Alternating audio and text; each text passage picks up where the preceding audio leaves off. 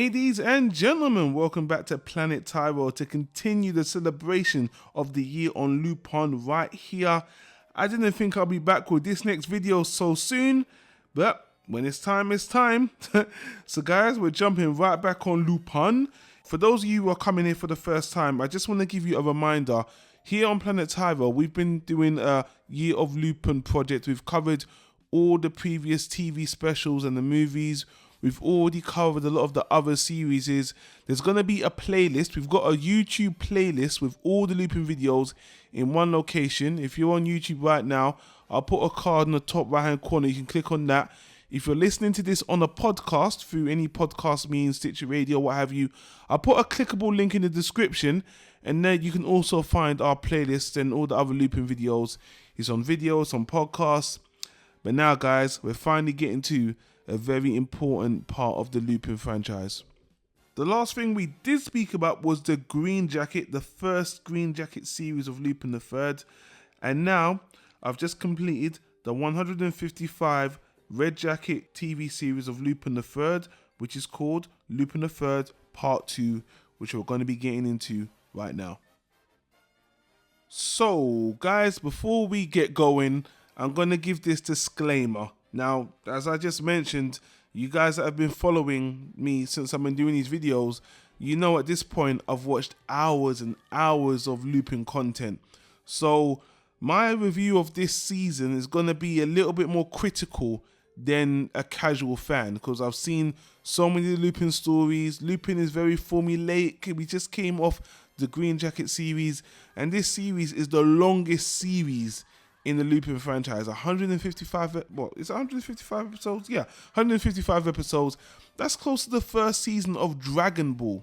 Actually, I think this Lupin series is longer than Dragon Ball, because Dragon Ball was 153, this is 155, and unlike Dragon Ball, Lupin III is very episodic and is very repetitive with a lot of its ideas, the same kind of crimes, which I'm going to get into. So guys, I am going to be very critical.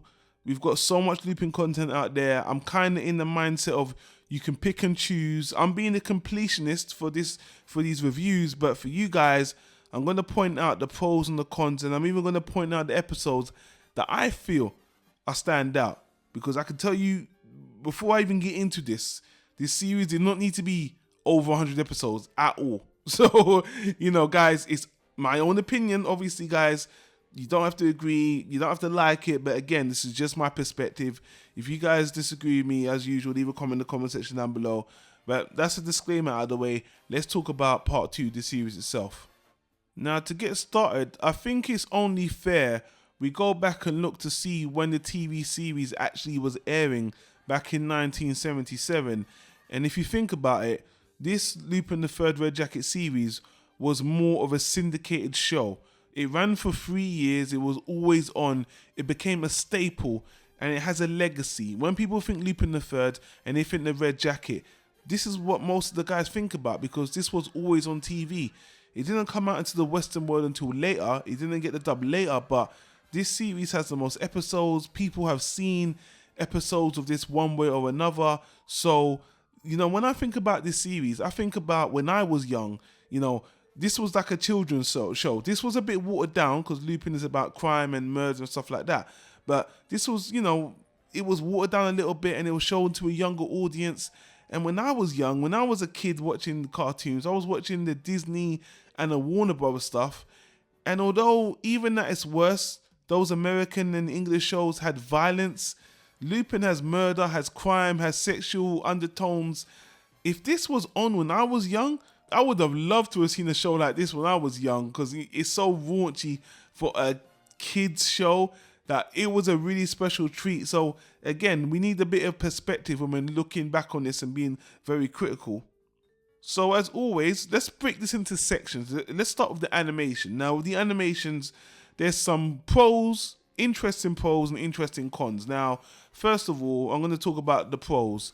Coming from the Green Jacket, this series, the Red Jacket, the animation is a bit wider in scope, where we're seeing more of cities. I mean, there's a little bit more globetrotting in this series, and the backgrounds are bigger, the areas are bigger, so there's a wider range of animation in the episodes, whereas in the first Green Jacket series, the episodes were a lot more focused on rooms, and the traveling and the motion wasn't as good.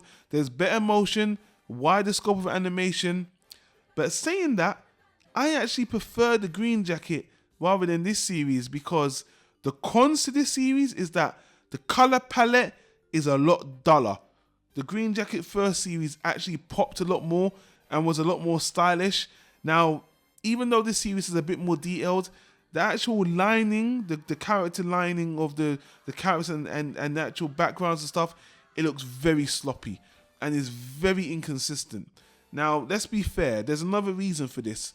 This is a 3-year show that's syndicated on television, so you've got a lower budget to do a lot more episodes. It's not a 26 episode series where you've got a smaller budget.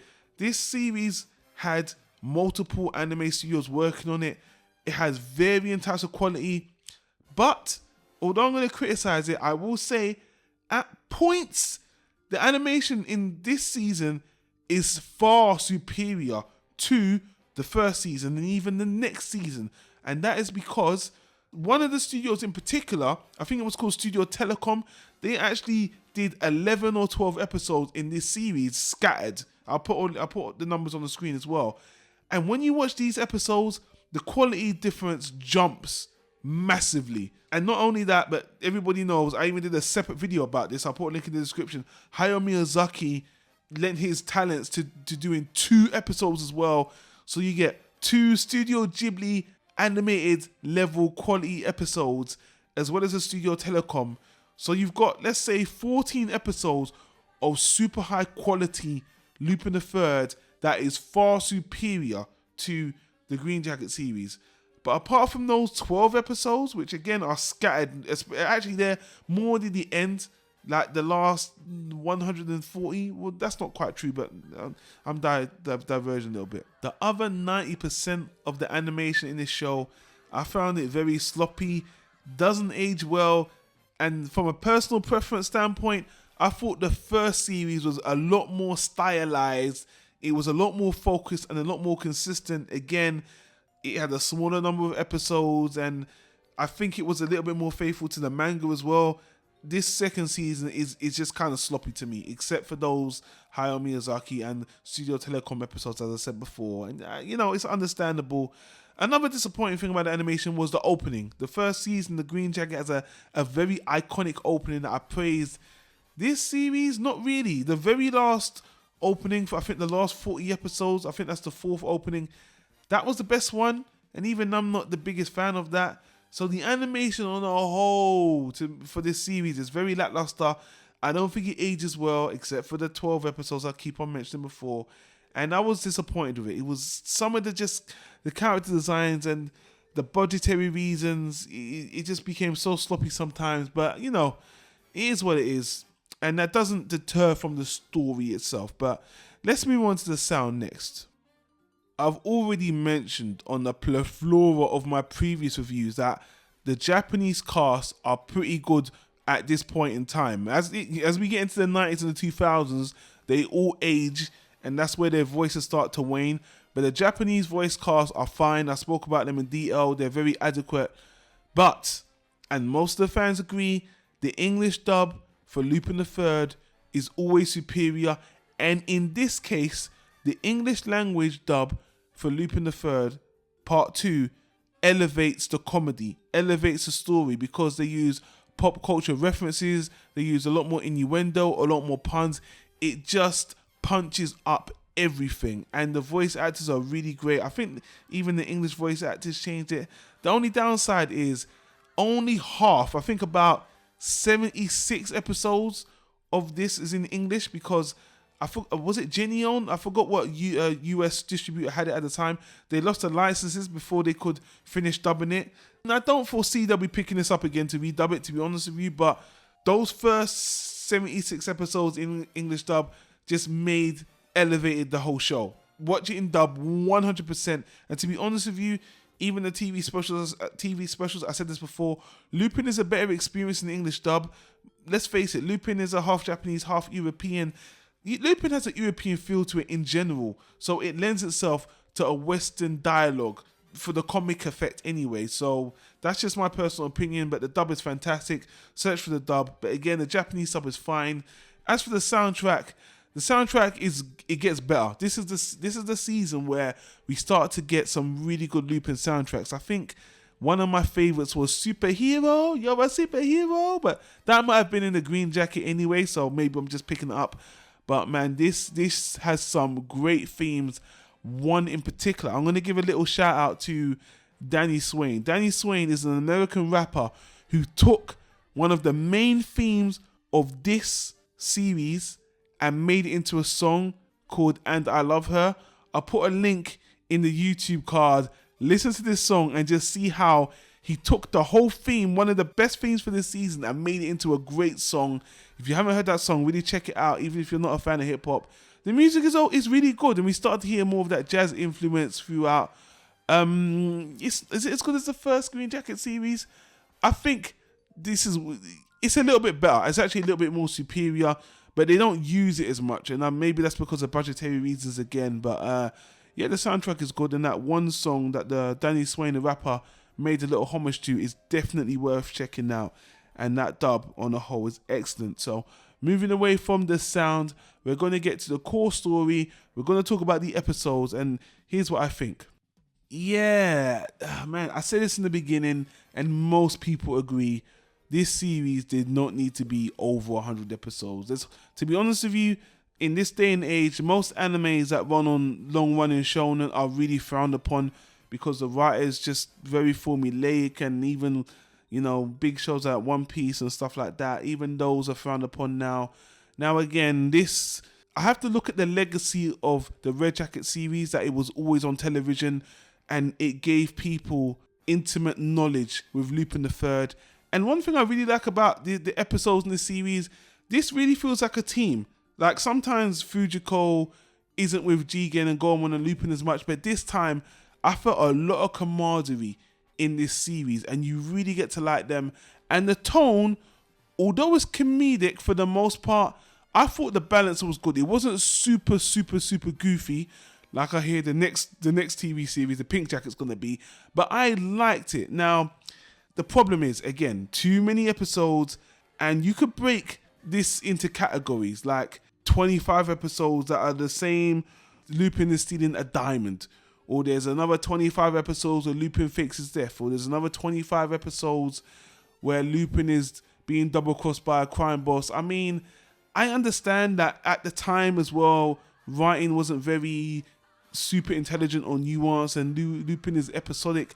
But one of the things I was most disappointed with is that Lupin is a cast of characters, and I would have hoped that we would have had more shine on the other characters, like Fujiko has her own episodes, or Jigen and Goemon, and in the 155 episodes, the other characters hardly got one episode to each other. So if there's 4 characters, there might have been 10 episodes, 10 out of 155, where maybe Jigen got 2, and Fujiko got 2, and Goemon got 2. But Lupin is always there, and it's a really a missed opportunity. I'm not going to say Lupin's just stealing the show. It's called Lupin the Third. I understand that, but it's just a missed opportunity. They could have just done some creative things. Now, what I will say is, don't get me wrong, there's a lot of standout episodes, which I'm going to get to. There are a lot of standout episodes, but when I talk about how many standout episodes there are, I will say this. In a perfect world, and in retrospect, you can trim the fat, and you've got a good 26 to 30 episode series here, just like the other episode, just like part 1 and the other one that's 50, you know. But again, it's legacy, and at the time, and syndicating Lupin, I understand all that. So yeah, a lot of this was repetitive, a lot of it was silly, you know, but it's a turn off your brain show, Saturday morning wake up, and in 2017 this would not fly. But I'm looking at it as a retrospective, and those are my complaints. Now, saying that, let's get the negatives out of the way. The positives are, when I was rewatching it for the review, I would say 20 episodes really stood out to me. They tried something different. I mean, to be honest with you, I think around between episode 100 to 107, the writers even let the fans write in episode ideas. That's the kind of creativity I really wanted to see. Now, those 7 episodes that the fans came up with were not good, and those are not in my 20 at all. I'm just saying that more creativity in the 100 plus episode would have been great. But the 20 episodes, you know what? If you're on YouTube, I'm going to put it on the screen. I'm going to read them out. If you guys listen on the podcast, I'm going to read out the episodes so you can make a note of it. But if you're on the podcast, I'll read it out. If you're on YouTube, you can see it. So these are the 20 episodes that I'm going for. Now, episode 1, even though I don't think it's a good episode, it kind of shows you what happened after the green jacket. So episode 1 to me is compulsory. So after that one, the ones I really liked, episode 19, 46, 57, 58, 75, 97, 98, 104, 107, 112, 131, 139, 143, 145, 148, 151, 153, and 155. So I believe that's 19 or 20 episodes. Now, those episodes include, of course, the 2 Hayao Miyazaki episodes. It includes most of the telecom animated episodes, which look really fantastic. And, you know, as I was watching the 155 episodes, again, a lot of it was the same generic Lupins doing the heist, but these episodes stood out to me and they tried something different. And before I did this video, I want to let you guys know I searched on the internet to see what other people thought were the best episodes in the Red Jacket series, and it's just what I mentioned. In these, basically the list I just gave you are my personal favorites, everyone else's personal favorites. And let me just put this in context, guys. In 2017, we've got hundreds of episodes of Lupin. I want you guys to watch the best. If you want to be a Lupin completionist, watch everything, go ahead. But if you want me to talk about my experience and being critical, the series is super repetitive. The animation on the whole is not that great, but the dub is fantastic. The character camaraderie is really good. And, you know, you get some really goofy, silly episodes like Lupin versus Superman, Lupin versus Frankenstein, Lupin versus a descendant of Jesus Christ that turns out to be a vampire, Lupin and a popcorn rocket that tries to go into space but ends up going down into the crust of the earth. And actually, again, I just have to get this off my chest. One of the biggest criticism I have for the series, actually, and this is going to be the last criticism, is that it set up a lot of episodes, interesting things, and never resolved it. And I'm going to give you one really good example. One of the standout episodes to me is when Fujiko does one of the worst things she ever does to Lupin. What she does is she tricks Lupin into swapping his mind into the body of a dying man. So she's basically committing Lupin to death just so she can marry some rich guy in Lupin's body. And the funny thing with that is, it turns out it's actually one of the episodes I mentioned in my top 20 list. And what ends up happening is, it's a whole body swap episode where Lupin's got to get his body back. And honestly, it's the worst thing Fujiko's ever done to Lupin in my personal experience of watching everything. And the episode ends with Zenigata actually getting his body transferred to a really old man. And the episode ends without Zenigata getting his body back. So for all you know, Zenigata could have died. Now, I know I'm being very serious and it's all played for laughs, but there are some really good episodes that don't resolve at all, that just end. And I know Saturday morning cartoons do that sometimes. They don't need to tell end the story, but it was some of the better episodes they did that with, and it was an opportunity to make it into a 2-part episode. Like, how did that resolve? And they never did it. They just, figure it out. Next episode, Lupin's on another heist. That really bothered the hell out of me. And but yeah, I don't want to just keep on shitting on the series, because the Red Jacket series is a staple. People know Lupin for this, but we've got so many series of Lupin coming out now. I just think you should watch the best of what Lupin has to offer and move on, because we've got so many creative things happening with the future. I'm gonna do the same thing with the next series, the Pink Jacket series as well. So that's basically it, guys. It was an interesting ride. It was the the longest run for me to watch this. I think this might have been as long as me watching all of the TV specials, 155 episodes. But guys, let me know what you think. You disagree, you agree, whatever. Tell me what your favorite episodes of the Red Jacket series were. Did you agree with me? Again, the link I put you know what? I even put the list of the episodes I mentioned in the description below, so you can just copy and paste it if you want and stream it and find it out, because this is streaming on Crunchyroll and Crackle and all these other anime streaming websites. You can find this easily for free. So guys, check out Lupin the Third. And I'm glad this one is over with. So now we can get on to the next one. And the next one, everything's shorter than this, guys. And it was a fun one. So again, guys, thanks for watching the Year of Lupin. Don't forget, we've got a whole playlist of Lupin content. All the TV specials, all the movies. Give us a thumbs up if you like the video. Subscribe to the channel for more Lupin content. We also do all this other stuff on Planet Tyro. We've got over 400, nearly 500 videos of media reviews. We'd appreciate it if you subscribe to us on a podcast as well. If you don't like YouTube, we've got many ways of you to get our content. And if you're looking on YouTube right now, there's some annotations on the screen for YouTube to suggest things to you that we've done here that you might like. On that note, guys, thank you for watching. And we'll see you on the next Lupin the Third video or any of the other content we have to offer. Take care. Peace out.